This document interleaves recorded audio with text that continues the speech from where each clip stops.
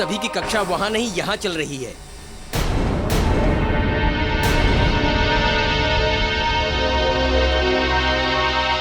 तो मैं कह रहा था कि आप सभी इस आश्रम में आत्मनिर्भर होकर रहने लगे हैं और इस जीवन में स्वच्छता के महत्व को समझना अति आवश्यक है, क्योंकि कहा गया है कि स्वच्छ शरीर में ही रहे स्वस्थ मस्तिष्क, और स्वस्थ मस्तिष्क में ही होता है निर्मल ज्ञान। तो मैं आप सभी को निर्मल ज्ञान प्राप्त करने के कुछ सरल उपाय बताऊंगा।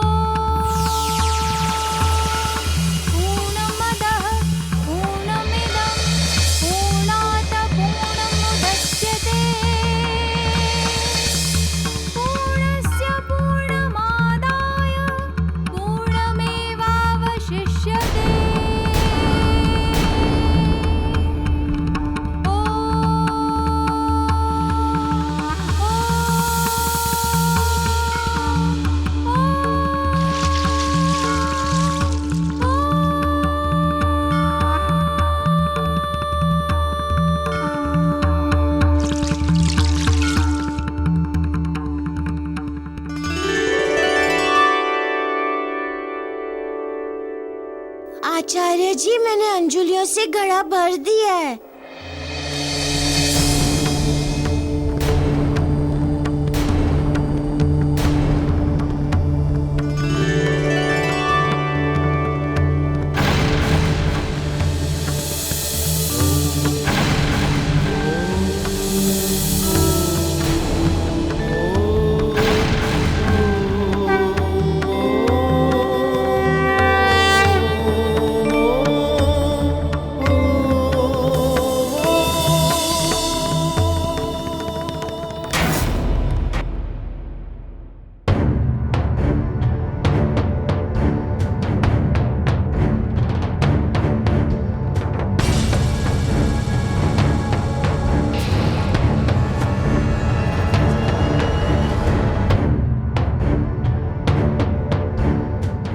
अरे, तुम मेरे पास कैसे आ गई? मैं तो आ ही रहा था ना। फिर क्यों तुम अपना स्थान छोड़कर मेरे पास चली आई? भाई, ये तो अपनी गदा से भी बात करता है। ये तो मायावी है।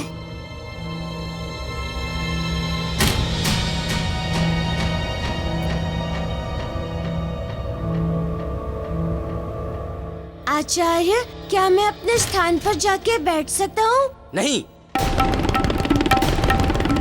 अंजुलि से पानी भर के तुमने अनुशासन का पाठ तो पढ़ लिया, किंतु मैं चाहता हूँ कि तुम आज ही विनम्रता का पाठ भी पढ़ लो। जाकर सभी को पानी पिलाओ।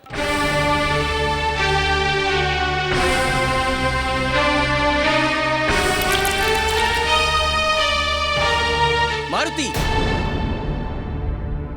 ऐसी अभद्रता कैसे कर सकते हो तुम? अपने गुरु के होते हुए किसे पानी पिलाने जा रहे हो तुम? ईश्वर से भी पहले गुरु को सम्मान देने की परंपरा है हमारे यहाँ। इतना भी नहीं जानते तुम? आचार्य श्री, सम्मान के संदर्भ में आपका कथन सही है, किंतु यदि गुरु और ईश्वर दोनों सामने आ जाए तो मैं पहले गुरु को ही प्रणाम करूंगा। किंतु मुझे एक शिक्षा मिली है पानी पहले छोटों को देना चाहिए और पान पहले बड़ों को देना चाहिए।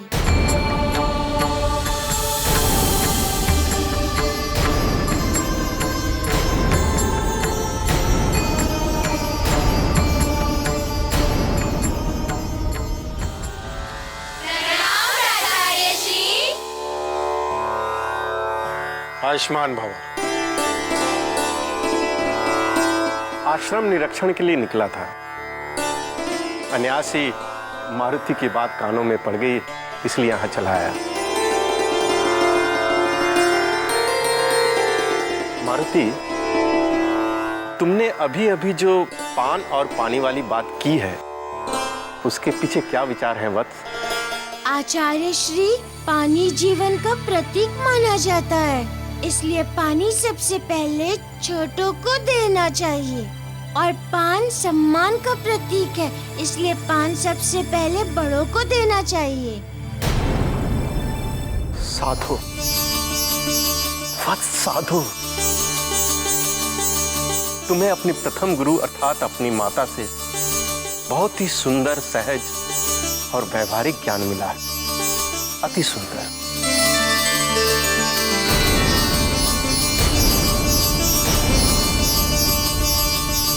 आचार्य कर्णप्रिय, अब तो आपको नहीं लग रहा है ना कि मारुति ने पहले छोटे को पानी पिलाकर आपका अपमान किया है? नहीं नहीं, बिल्कुल नहीं प्राचार्य। वैसे भी मैं तो मारुति की परीक्षा मात्र ले रहा था। ठीक है मारुति, जाओ अपने स्थान पर बैठ जाओ और ध्यान से मन लगाकर पढ़ना।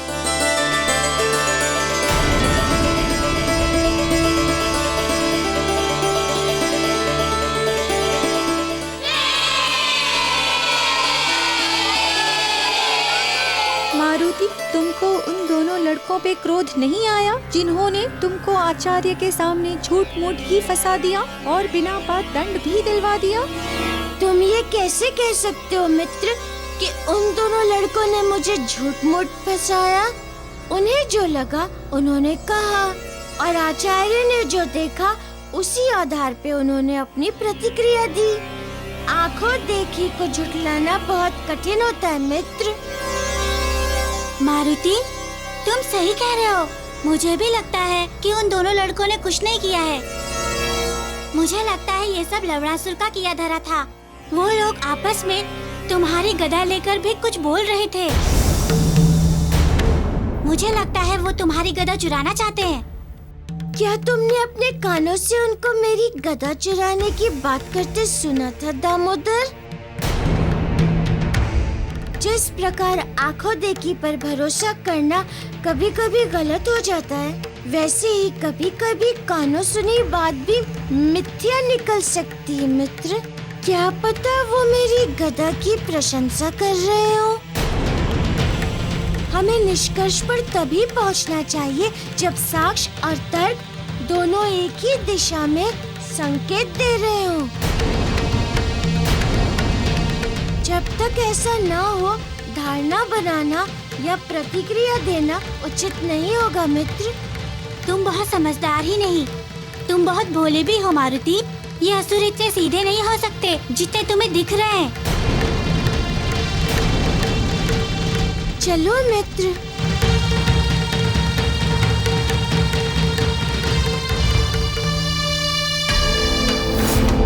हमें तुरंत ही कुछ ना कुछ करना पड़ेगा।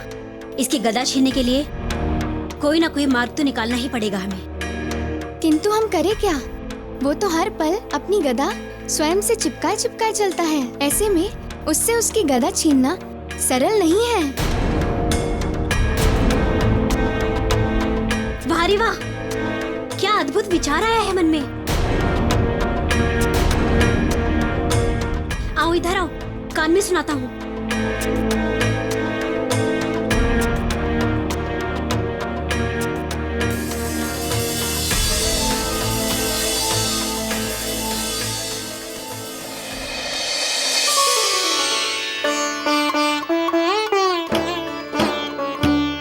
प्रणाम माते।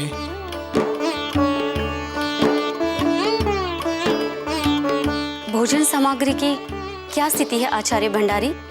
आज भोजन कम तो नहीं पड़ेगा ना?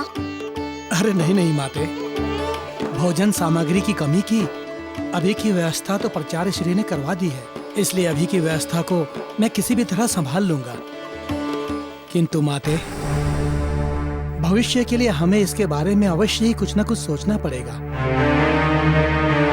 अन्यथा हमारे आश्रम के जो बालक हैं, इन्हें भोजन परोसने में भोजन की कमी हो सकती है। इस सत्र में बहुत भिन्न भिन्न प्रकार के विद्यार्थी एक साथ आए हैं, नहीं? हाँ, और सभी सक्रिय भी हैं। अब देखिए ना, स्वेच्छा से स्वैच्छित श्रमदान करने के लिए अपने आप को प्रस्तुत कर रहे हैं। अच्छा, किसने? अब ध्यान से सुनो ये योजना। ये है धतूरे के बीजों का चूर्ण। हाँ, पहले तो हम स्वयं सेवक बनके सभी छात्रों को भोजन परोसेंगे, और फिर जब मारुति भोजन करने से पहले ध्यान लगाने के लिए भक्ति भाव से अपनी आंखें बंद करेगा, तभी चुपचाप ये चूर्ण उसके भोजन में मिला देना। अब जैसे ही मारुति चूर्ण से भरा भोजन खाएगा, वो मूर्छित हो जाएगा, चारों तरफ भगदड़ मच जाएगी। उसी समय तुम दोनों उसकी गदा उठा लेना, समझे? भाई, अब ये काम मुझे करने दो। वैसे भी तुम तो जानते ही हो, जमकर भोजन करने में और सोने के अतिरिक्त ऐसे ही कामों में मुझे मजा आता है। ठीक है, ये काम तुम ही करो, किंतु कोई भूल और त्रुटि नहीं होनी चाहिए।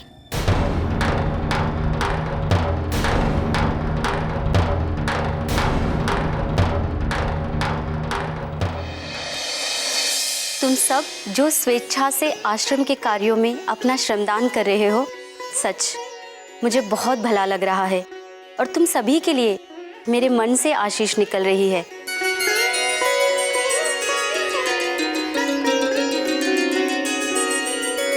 गुरु माँ, हम बस आपकी आज्ञा की प्रतीक्षा में थे। आपकी आज्ञा हो तो हम सभी को भोजन परोसना आरंभ करें।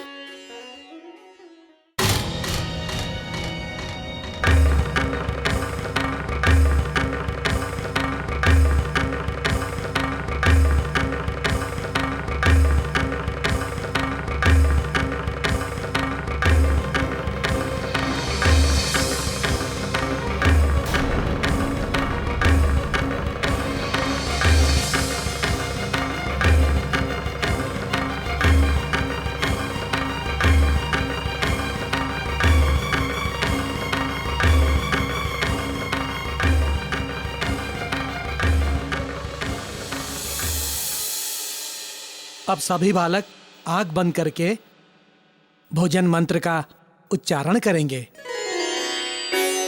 और अब हम सब अच्छे दिन और अच्छे भोजन के लिए प्रार्थना करेंगे।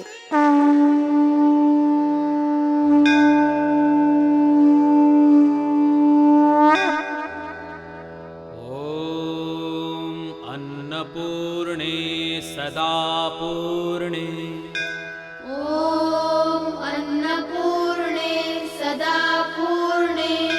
शंकर प्राणवल्लभे,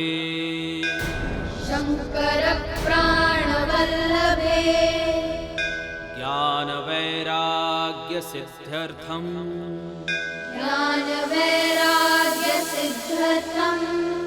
भिक्षां देहि च पार्वती,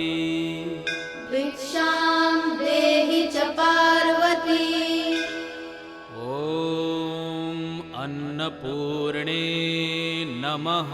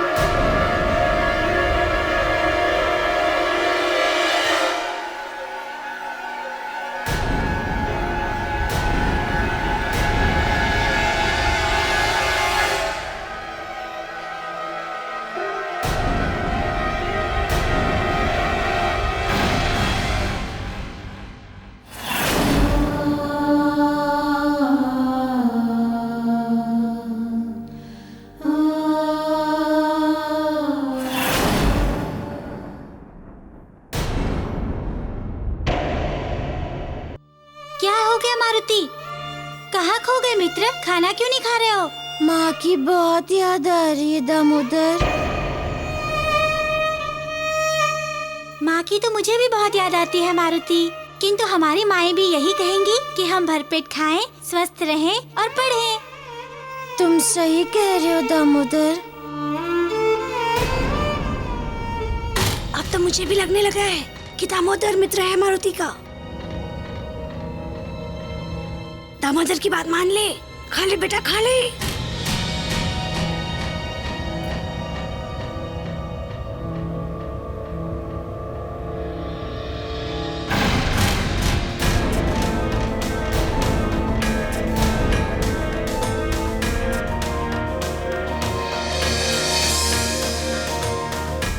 मारुति, क्या हुआ?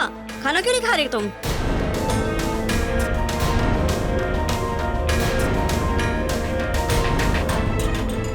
मारुति, कहीं ऐसी बात तो नहीं है कि आज हमने खाना परोसा और तुम खाना ही नहीं चाहते मित्र? नहीं मित्र, ऐसा कुछ नहीं है। वो तो बस मन ही नहीं कर रहा है खाने का। मन क्यों नहीं कर रहा? चलो ठीक है, मैं खिलाता हूँ। अरे मन क्यों नहीं कर रहा? खाना खाओ, लो।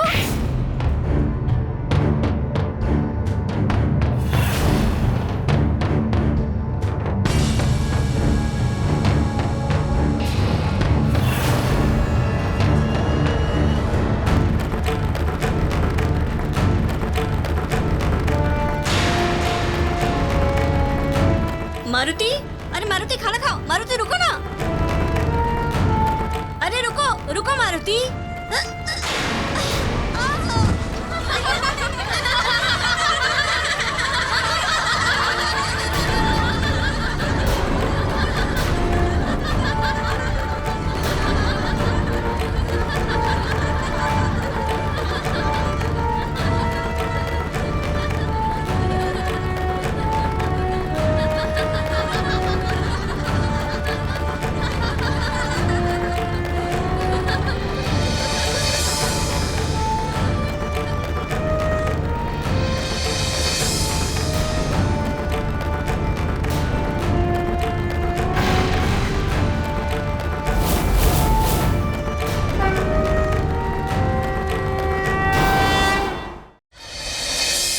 गुरुकुल की शिक्षा यही,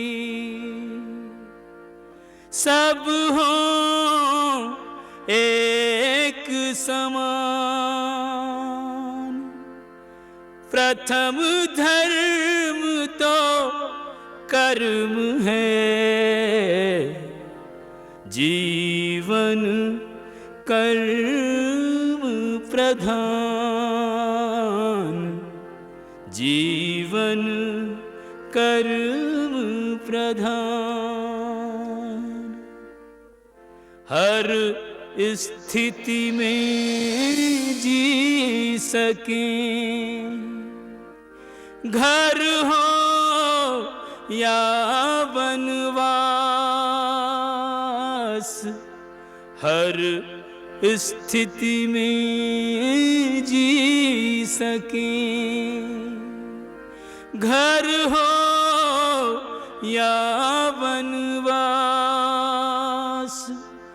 कर्मवीर बनकर रखें अपने पर विश्वास। अपने पर विश्वास।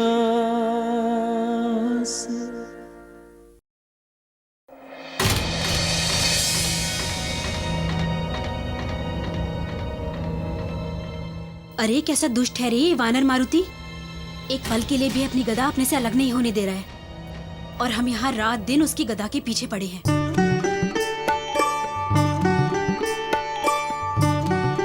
गुरु माँ, ये आपकी संध्या की आरती के लिए फूल। जीते रहो मारुति। अच्छा मारुति, एक बात तो बताओ, आश्रम के इन कार्यों को करते करते तुम थक तो नहीं जाते ना? नहीं, मैं बिल्कुल भी नहीं थकता। आप बोलिए, कुछ करने का कार्य है मेरे लिए? पुत्र, तुम सारे कार्य अपना गदा साथ लिए ही करते हो, फिर भी नहीं थकते। कभी इसे अपने से अलग करते हो कि नहीं? ये मुझे इतनी प्रिय है कि इससे अपने से अलग कैसे करूं? किंतु हाँ, एक समय से अपने से अलग करता हूँ गुरु माँ। अच्छा, कब? जब मैं अपने आराध्य देव का ध्यान करता हूँ तब।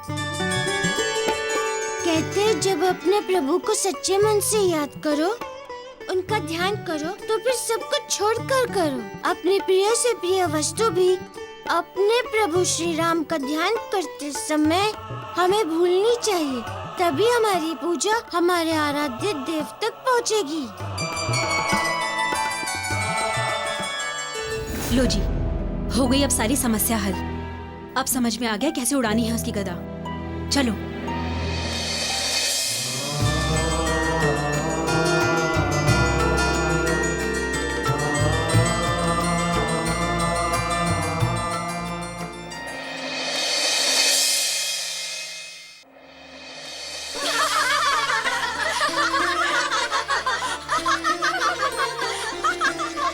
नाना श्री, आप तो जा रहे हैं और हम इस आश्रम में सड़ेंगे।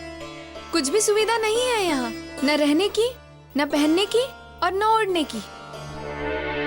ढंग से भोजन भी नहीं मिलता यहाँ पे, ऊपर से सोने के लिए समय भी नहीं मिलता।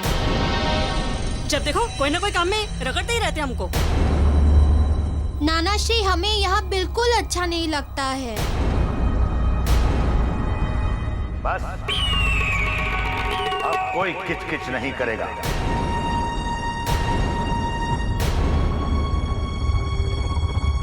जैसा है वैसा ही रहेगा। ये आश्रम है, तुम्हारे पिता श्री लंकापति रावण का महल नहीं, जो सुख सुविधाएं तुम्हारे सामने हाथ जोड़कर खड़ी रहेंगी। थोड़ा धैर्य, थोड़ा धीरज। यदि एक बार तुमने उस वानर को हरा दिया तो मैं दैत्यराज शुमाली स्वयं तुम्हें अपने साथ लंका ले जाऊंगा और तुम्हारा वो स्वागत करवाऊंगा कि संपूर्ण संसार देखेगा। तुम स्वयं देखना कि तुम्हारे पिताश्री लंकापति रावण स्वयं गदगद द्वार पर खड़े तुम्हारा स्वागत करेंगे। सुना है 3 मास पश्चात तुम्हारी परीक्षा होने वाली है, तो दे दो परीक्षा। पछाड़ दो उस वानर को, फिर देखो कि मैं कैसा सम्मान करवाता हूं तुम्हारा लंका में। अक्षय, तुम सबसे बड़े हो और सबसे अधिक समझदार भी। तुम समझ रहे हो ना कि मैं क्या कहना चाहता हूं? यदि एक बार तुमने उसे हरा दिया, अपनी युक्ति से यदि उसे मसल दिया, तो फिर देखना तुम्हारे पिता लंकापति रावण कैसे गदगद हो जाएंगे। आप बिल्कुल चिंता ना करें ज्येष्ठ नाना श्री। मारुति के लिए मेरी खोपड़ी में एक नई योजना जन्म ले चुकी है। आपकी बातें सुनते ही हम सभी में उत्साह भर जाता है। हम सब संभाल लेंगे यहाँ वाला उद्देश्य। आप निश्चिंत होकर लंका लौटिए।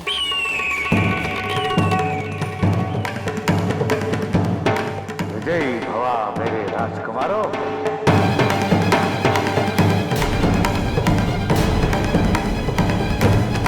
अच्छा, अब मैं चलता हूं।